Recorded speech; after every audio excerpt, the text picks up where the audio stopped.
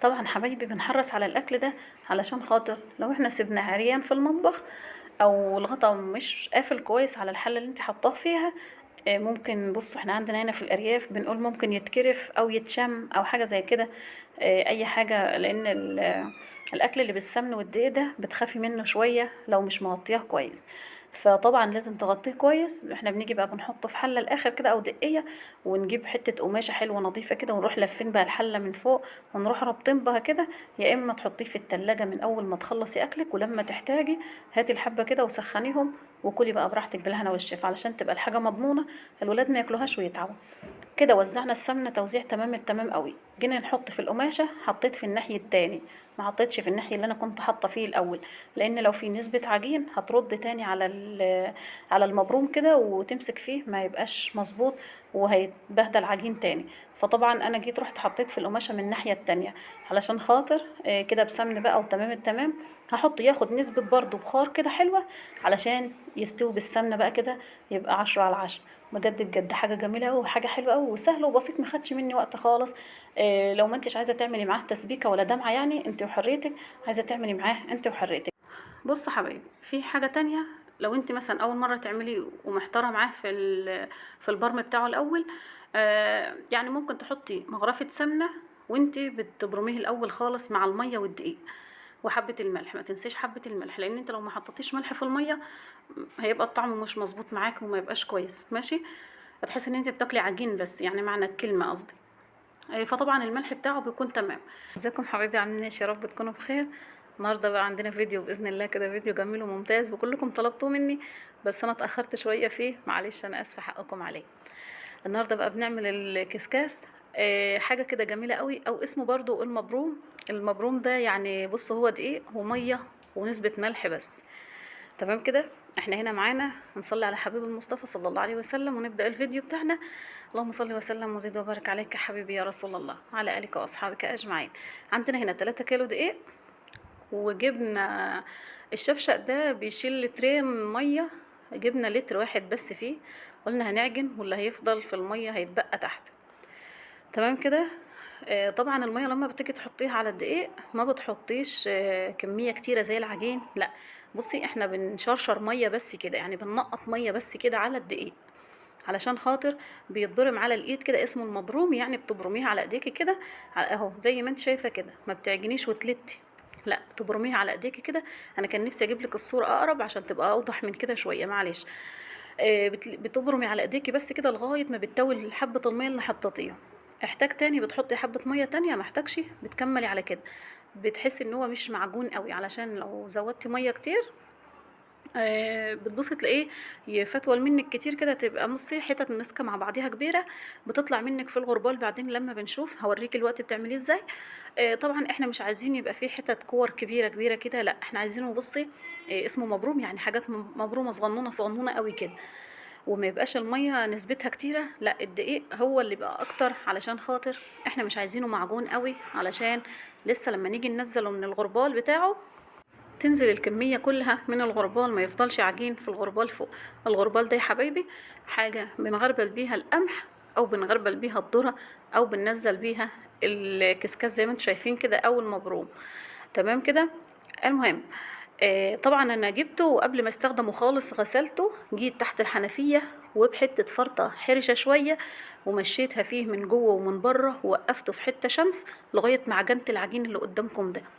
ايوه هو نظيف وكل حاجه، بس علشان ده اكل، وانا بنزل الحاجه منه كده ما يجيش فيها تراب او حاجه، غسلته ونفضته كده نفضتين في الارض، الميه اللي فيه اتصفت، ووقفت في حته شمس جنبنا نظيفه كده لغايه ما عجنت معاكم العجين، كان نشف وكان جميل قوي زي ما انتم شايفين كده. بسم الله ما شاء الله، حاجه حلوه قوي. صلى على الحبيب المصطفى صلى الله عليه وسلم. ده اكل زمان بقى، اكل اجدادنا زمان، كانوا بيعملوا الحاجات دي، ويعملوا كمان التفتيل، ويعملوا اللهم صل وسلم على سيدنا محمد. اكل كده كان جميل كده، كانوا بيعملوه زمان بلبن وميه وسكر وعيش بالتاو وحاجات كده جميله. لو عايزين يبقى نعملها باذن الله مع بعض على القناه ان شاء الله. كده هنزل كل الكميه اللي باقيه دي في الطبق زي ما انتم شايفين كده. المفروض ان احنا ما يفضلش اي كميه في الغربال زي ما انتم شايفين كده. ده طبعا ما بيتعملش بالمنخل، لانه مش هينزل من المنخل، المنخل ده بتاع الدقيق بتاع التحليل. لا احنا بنعمله في الغربال زي ما انتم شايفين كده. نزلت كل الكميه دي كده زي ما انتم شايفين، وجبت بقى ايه، جبت حته حله وجبت مصفى عليها كمان.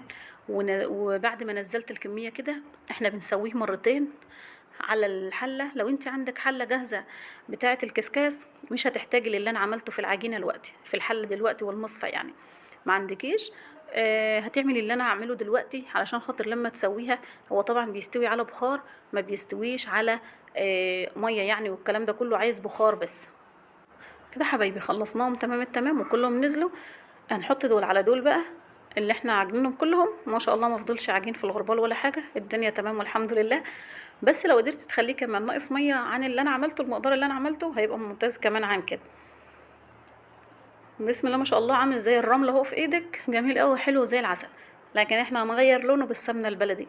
احنا سيحنا سمنه بلدي وحطينا عليها كركم علشان خاطر اللون. انا هنا بعجن حبه عجينه عباره عن دقيق وميه بس، مفيهاش اي حاجه تانية زياده عن كده، لان انا عايزه المصفى والحله اللي جنب دي بصوا امسكهم في بعضيهم بحيث ان البخار ما يطلعش من الداير اللي بين الحله والمصفى علشان يسوي لي المبروم اللي انا حطاه في الحله ده. اهي دي مصفى عاديه خالص زي اي مصفى عندك، اي نوع مش هتفرق. والدقيقه نفس النظام، اي دقيقه عندك مش هتفرق. لو انت عندك الدقيقه اللي انت بتطيبيه فيها الجاهزه اللي هي جايه مكبوسه وجاهزه دي، توكل على الله وسوي فيها. ما عندكيش بقى هنتصرف نفس التصرف ده، لان لو ما مليتش عجين من الحله والمصفى بينهم وبين بعضيهم كده وسديتهم كويس زي ما انت شايفه، هتطلع مني البخار لبره ومش هتسوي لي الحاجه اللي هي موجوده فيها دي. فاحنا طبعا لازم نكتمها كويس او نقفلها كويس علشان خاطر العجين ينشف بين المصفى والحله ويسوي لي المبروم او الكسكاس اللي في الحله مظبوط. تمام كده هكملها داير ما يدور واقفلها كويس. وبليت ايدي ميه بمشيها عليها بس من بره علشان اطمن انها ماسكه كويس هنا وهنا، وبلق المصفى من الحله شويه علشان اشوفها ماسكه كويس ولا امسكها شويه كمان، علشان بحيث ان مفيش نقط تبقى مفتوحه بين هنا وهنا وتطلع مني البخار. انا عايزه كل البخار موجود على المصفى لجوه علشان هكتمها كويس بغطا تمام علشان تسوي لي المبروم ده. تمام كده. طبعا انا كده خلصت حاجتي، جبت حته قماشه بفتة بيضه نظيفه حلوه زي العسل. المفروض ان انا كنت حطيت ميه في الحله قبل ما امسك العجين على الحله من بره. هحاول ان انا ما اخليش ميه خالص في المصفى، حتى لو انت هتجيبي قماشه وتمسحي الميه اللي في المصفى علشان خاطر لما تيجي تحطي فيه الحاجه دي ما يخمرش منك في المصفى ويلقط عجين في القماش. احنا عايزين ساعه نسويه يبقى الدنيا تمام وحلوه وزي العسل زي المتابعين بتوعنا كده. المهم حبايبي كده خلاص مشينا في المهم. هو المهم كله هو اللي عدى، اللي جاي بقى سهل. يعني هو المشكلة كلها في العجين بتاعه، او برمك على ايدك كده، البرم بتاعه على الايد كده. جيت حطيته بقى في المية، انا كده خلصت حطيت فيها مية. الحلة حطيت فيها تلتها بس من تحت، ما تحطيش فيها كتير علشان كتر ما بتغلي تلحق المصفى لفوق وتلحق لك العجين تخليه يروح عجين في بعضيه كده. قللي فيها ميه، ولما تيجي تنزليها النزل التاني هتحطي ميه تاني، لان هو هنسويه نزلين او هنسويه مرتين يعني. تمام، علشان الناس اللي مش واخده بالها يعني ايه نزلين، هنسويه مرتين. انا كده حبايبي جبت بقى البصله بتاعتي وحطيتها علشان هعمل معاه شويه دمعه حلوين. اللي عايز ياكل بدمعه ياكله، واللي عايز ياكل بسكر ياكل. تمام كده. وفي ناس بتعمل له دمعه بتاعه بط، مرقه بتاعه بط اسفه، بيبقى عامله بط يعني وعندها مرقه، وبتاكل كده شويه الكسكاس دول وتشرب وراهم شويه المرقه. كل واحد طبعا حسب ذوقه في الاكل. بس احنا هنا بنعمل شويه دمعه. انا عملت بصله وعملت فصين توم عليها وخليتهم لونهم احمر كده، ورحت طشهم بالتقليه بتاعتهم حطيت التوابل بتاعتي والملح وقفلت عليها، وشفت الكسكاس بتاعي كان في نفس الوقت كان خلاص هو يعتبر استوى السوى الاولاني. خدته بقى بالقماشه بتاعتي كده لان الفرطه بتاعته كانت سخنه قوي، جبت قماشه تانية وخدته بيها ورحت بقى ايه المكان اللي انا كنت ببرم فيه في الاول خالص. كده فضيته من القماشه بتاعته في الغربال تاني. هنزله من الغربال على الصينيه اللي معايا دي بحيث ان انا افركه ما يبقاش فيه عجين ماسك. طبعا كده هو لسه سخن، انا لسه منزلاه دلوقتي سخن. همشي بس بالمعلقه دقيقتين كده لغايه ما يبرد وارجع امشي بايديا فيه تاني. انت طبعا كل الشغل ده لازم ايدينا نظيفه وحاجتك كلها نظيفه، علشان ده اكل واكل ولادك لازم تبقى حاجتك كلها نظيفه. هننزل كل الكميه بسم الله ما شاء الله زي ما انتم شايفين كده. اللي هتفضل همشي عليها ايدي في الاخر، هنزلها برضو من الغربال مش هخلي فيه حاجه خالص. كله تمام. والسمنه اللي جنبنا دي انا سيحت رطل سمنه وحطيت عليه حبه كركم، علشان خاطر انا نفسي انا عايزه لونه يبقى لون اصفر كده، شكله جميل كده. انت ما انتش عايزه لونه اصفر، ما تحطيش على السمنه اللي انت هتسويه بيها كركم، سيحي سمنتك بس. او لو انت هتجيبيها سمنه فرن او اي نوع، انت وحريتك برضو، كل واحد ليه ذوق في اكله. كده تمام التمام، الدنيا ماشيه والحمد لله يا رب. هننزل بقيه الكميه دي وهنيجي بقى نحط عليه سمنه، مش الكتير قوي ومش القليل قوي، المعقول كده، الوسط، خير الامور اوسطها. بحيث ان انا وانا بقلب فيه بايديا السمنه ما تكونش كتيره قوي وماليه ايديا كده، وفي الوقت نفسه ما يكونش فيه حبه بيضه يعني حبه مدهونه سمنه وحبه مش مدهونه. احنا عايزين الكل مدهون زيه زي بعضيه. هتقلبيه قلبه حلوه قوي قبل ما تحطيه يستوي السوى التاني، علشان هو السوى التاني ده بقى هو خلاص هو سواه الاخير. تمام كده. لازم تسويه بالسمنه المره الاولى من غير سمنه، المره التانيه بالسمنه. تمام حبايبي كده. يبقى احنا قلنا المرة الأولى هتسويه من غير سمن، المرة التانية هتسويه بالسمن. طبعا حبايبي بنحرص على الأكل ده علشان خاطر لو احنا سيبناه عريان في المطبخ أو الغطا مش قافل كويس على الحلة اللي انت حطاه فيها، ممكن، بصوا احنا عندنا هنا في الأرياف بنقول ممكن يتكرف أو يتشم أو حاجة زي كده، أي حاجة، لأن الأكل اللي بالسمن والدقيق ده بتخافي منه شوية لو مش مغطياه كويس. فطبعا لازم تغطيه كويس. احنا بنيجي بقى بنحطه في حله الاخر كده او دقيه، ونجيب حته قماشه حلوه نظيفه كده ونروح لافين بقى الحله من فوق ونروح رابطين بها كده. يا اما تحطيه في التلاجة من اول ما تخلصي اكلك، ولما تحتاجي هاتي الحبه كده وسخنيهم وكلي بقى براحتك بالهنا والشفا، علشان تبقى الحاجه مضمونه الولاد ما ياكلوهاش ويتعبوا. كده وزعنا السمنه توزيع تمام التمام قوي. جينا نحط في القماشه، حطيت في الناحيه التاني، ما حطيتش في الناحيه اللي انا كنت حاطه فيه الاول، لان لو في نسبه عجين هترد تاني على المبروم كده وتمسك فيه ما يبقاش مظبوط وهيتبهدل عجين تاني. فطبعا انا جيت رحت حطيت في القماشه من الناحيه التانية علشان خاطر كده بسمن بقى وتمام التمام. هحط ياخد نسبه برضو بخار كده حلوه علشان يستوي بالسمنه بقى كده، يبقى 10/10. بجد بجد حاجه جميله قوي وحاجه حلوه قوي وسهل وبسيط، ما خدش مني وقت خالص. لو ما انتش عايزه تعملي معاه تسبيكه ولا دمعه، يعني انت وحريتك، عايزه تعملي معاه انت وحريتك. بص يا حبايبي، في حاجه تانية. لو انت مثلا اول مره تعملي ومحتاره معاه في البرم بتاعه الاول، يعني ممكن تحطي مغرفه سمنه وانت بتبرميه الاول خالص مع الميه والدقيق وحبه الملح. ما تنسيش حبه الملح، لان انت لو ما حطيتيش ملح في الميه هيبقى الطعم مش مظبوط معاك وما يبقاش كويس، ماشي؟ هتحس ان انت بتاكلي عجين بس، يعني معنى الكلمه قصدي. فطبعا الملح بتاعه بيكون تمام كده. جينا بقى جيت احطه في الحله، لقيت طبعا ناقصها ميه، لان لازم تتممي على الميه علشان خاطر الدقيه ما تتحرقش منك وتبوظ.